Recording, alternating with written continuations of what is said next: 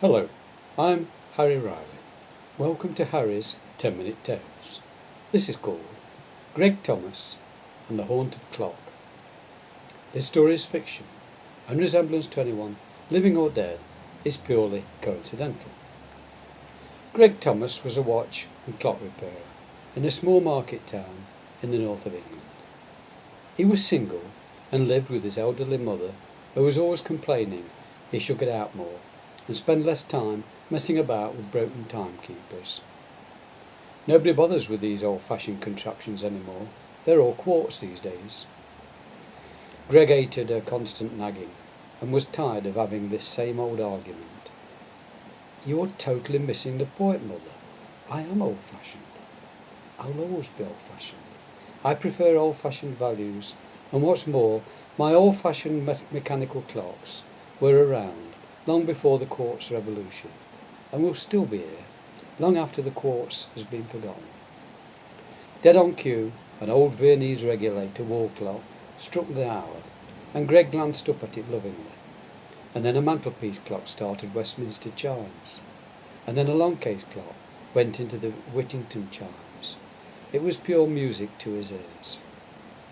Old Mrs. Thomas shuddered at the cacophony of sound, and covered her head with her shawl in disgust as she retreated into the parlour where there was no clock.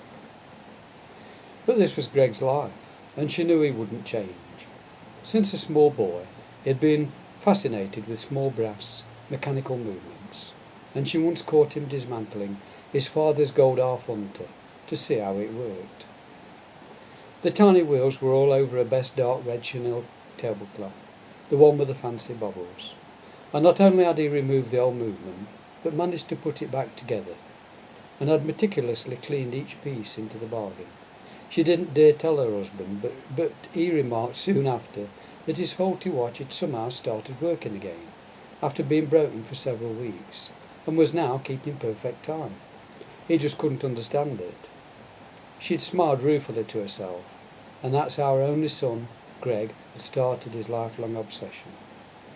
He was now in his mid-40s, and she despaired of him ever getting married and settling down with a family of his own. Greg Thomas had a small lock-up shop just around the corner from the high street, and it was from here that he earned his living. Things were getting tight, and he knew he could earn much more in the pickling factory, but he had no wish to join the rat race. He was content with his meagre income, and hoped it would continue to the end of his days. Of course he had ambition, but it was more of a dream really, and it concerned clocks, of course. He attended house clearing auctions and hoping to come across a genuine find, but so far he had never seen that elusive gem. Now he locked up for Wednesday lunchtime closing and was to spend the afternoon at the local cattle market auctions. Wandering aimlessly around the auction room, he lingered over a skeletal mechanical movement of some antiquity. As he studied it, his chest tightened, and his breathing began to quicken, and he started to hyperventilate.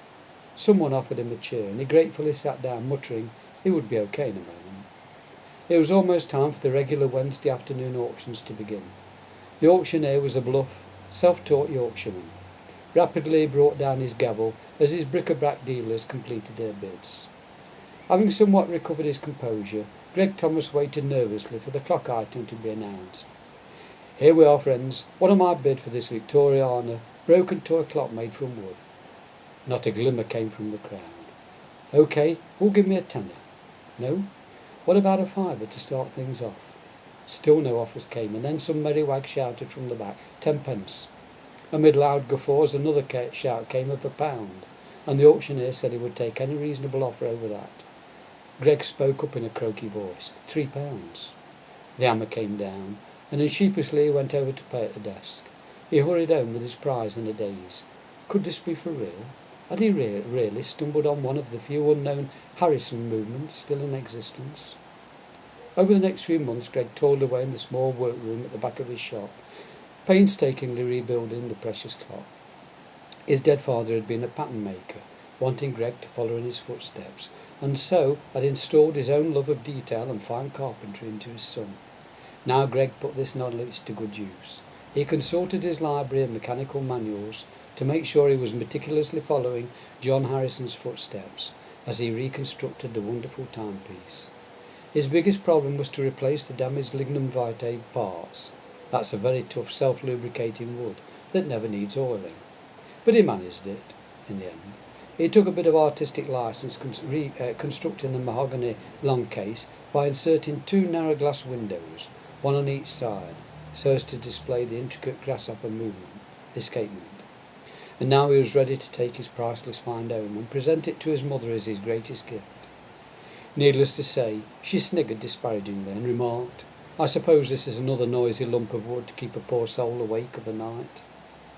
Greg ignored her scathing criticism and set the tall clock in the hall at the foot of the stairs, all the better to hear its wonderfully slow ticking and its Westminster chimes. That first night all went well until the midnight hour was struck. Greg lay awake in bed, waiting for the moment. Strangely, in a house full of old clocks, all usually ringing to a different tune, this night all others were silent, as though in awe of a supreme arrival. The rebuilt antique clock echoed its Westminster chimes amid an eerie silence. Greg rushed downstairs in his dressing gown to witness the event. He switched on the light in the hall, and the house was transformed. He gazed around fearfully lest his sanity had deserted him. It was not at home, but transported back to the 18th century. There was his restored clock in the drawing room of a stately home, just as he had built it.